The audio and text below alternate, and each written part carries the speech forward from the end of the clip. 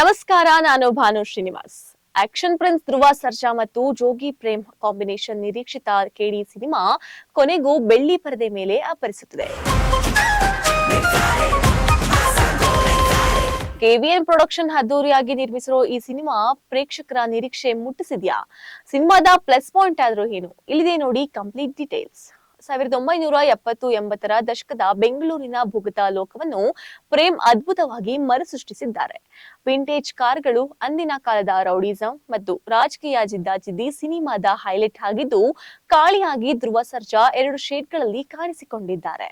ಅವರ body transformation ಮತ್ತು mass ಡೈಲಾಗ್ಗಳಿಗೆ fans ಫಿದಾ ಆಗಿದ್ದಾರೆ. ಇನ್ನು ಅರ್ಜುನ್ ಜನ್ಯ ಸಂಗೀತದ ಹಾಡುಗಳು ಹಿಟ್ ಆಗಿವೆ. ಆದ್ರೆ ಸರ್ಸೆ ನಿನ್ನ ಸೆರಗ ಹಾಡು ವಿವಾದದ ಕಾರಣ ಸಿನಿಮಾದಿಂದ ಹೊರಬಿದ್ದಿದೆ ಎನ್ನಲಾಗ್ತಿದೆ.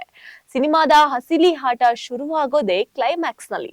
ಕಿಚ್ಚ ಸುದೀಪ್ ಅವರು ಕಾಲಭೈರವನಾಗಿ ಎಂಟ್ರಿ ಕೊಡುವ ಸೀನ್ ಮುಂದಿನ ಭಾಗದ ಮೇಲೆ ಬೆಟ್ಟದಷ್ಟು ನಿರೀಕ್ಷೆ ಹೆಚ್ಚಿಸಿದೆ. ಒಟ್ನಲ್ಲಿ ರಕ್ತ ಚರಿತ್ರೆ ಮತ್ತು ಸೆಂಟಿಮೆಂಟ್ ಇಷ್ಟಪಡೋರಿಗೆ ಕೇಡಿ ಒಂದು ಪಕ್ಕಾ ಮಾಸ್ ಎಂಟರ್ಟೈನ್ಮೆಂಟ್ ಸಿನಿಮಾ ಅಂತಾನೆ ಹೇಳ್ಬೋದು.